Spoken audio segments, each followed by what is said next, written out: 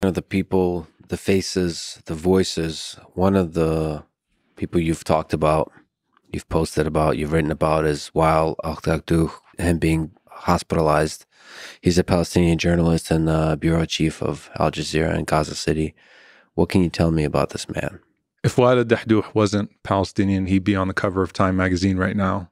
He would be the most celebrated journalist in the world. Wael Al-Dahdouh is from Gaza.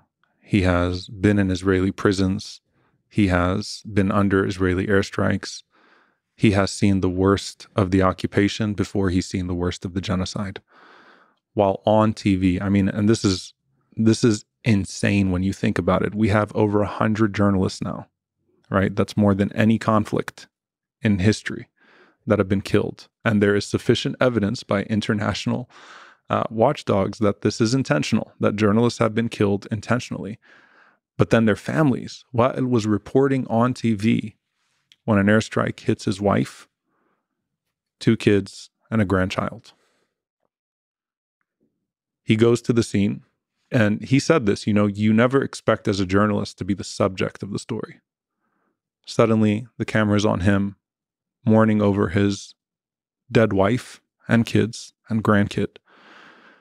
And he even says it in Arabic, he says, they're taking it out on our children. They're taking it out on our children. I've heard this from multiple people that have had relatives targeted that I wish it was me instead.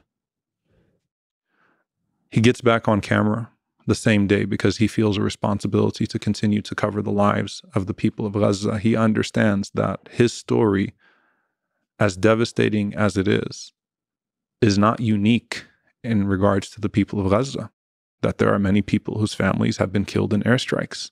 All 2 million people have been traumatized in some way. And so he gets back on camera, tells the story again. And then he is targeted himself.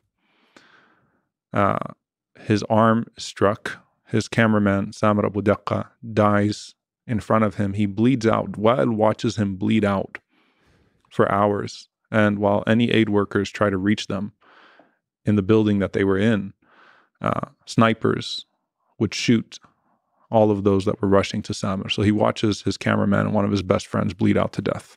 Wael goes to the hospital. His arm is wrapped up, gets treatment.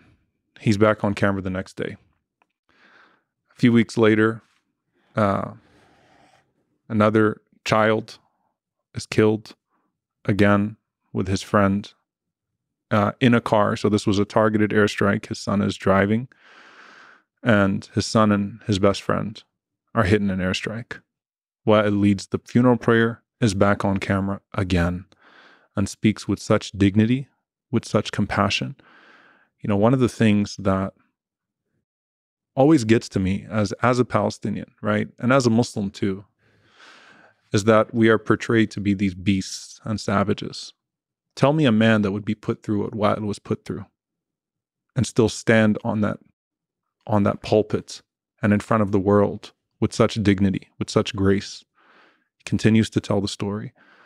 Wael has become a hero to many of us, and he would be a hero in a world that wasn't anti-Palestinian. And unfortunately, Wael has not only lost his family, he's not only lost much of his own existence, but Wael is part of the greater story of erasure. So even though he's telling the story of the people of Gaza, and he is the story of the people of Gaza, most people will never learn about Wael Al-Dahdouh.